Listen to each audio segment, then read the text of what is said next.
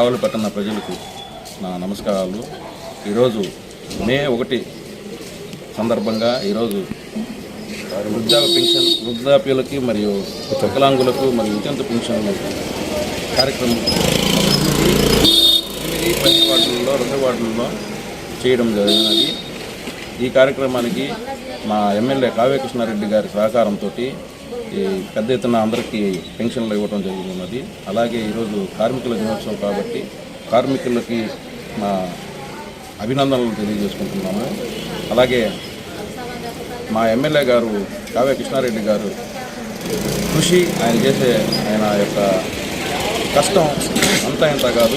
ఆయన నిరంతరం ప్రజల్లో ఉంటూ ప్రజల కోసం పాటుపడుతూ ఆయన ఉదయం 9 గంటలకి బయటకు వస్తే నైట్ 10 గంటల దాకా ప్రజల్లోనే ఉంటూ నిరంతరం కృషి చేస్తున్నాడు. అలాంటి ఎమ్మెల్యే మాకు దర్శనానికి చాలా గర్వపడుతున్నాము.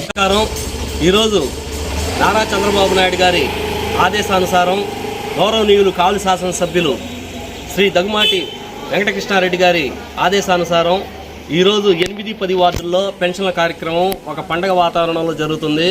ముఖ్యంగా ఆంధ్రప్రదేశ్ ప్రభుత్వం నారా చంద్రబాబు నాయుడు గారి సారథ్యంలో 66 లక్షల మందికి ఈరోజు దాదాపు 2,000 కోట్ల రూపాయలు, మన భారతదేశంలో ఏ రాష్ట్రంలో కూడా ఈయనంత భారీ బడ్జెట్ సంవత్సరానికి 24,000 కోట్ల రూపాయలు ఖర్చు అయ్యే ఈ బృహత్ పథకానికి ఎవరికిచ్చినా ఈగిపోయిన 1వ తేదీ ఖచ్చితంగా పెన్షన్లు ఈరోజు ఇవ్వగలుగుతుందంటే అది ఒక తెలుగుదేశం పార్టీ నారా చంద్రబాబు నాయుడు గారి కృషి అని చెప్పి ఎంతైనా తెలుసుకోవాల్సిన అవసరం ఉంది.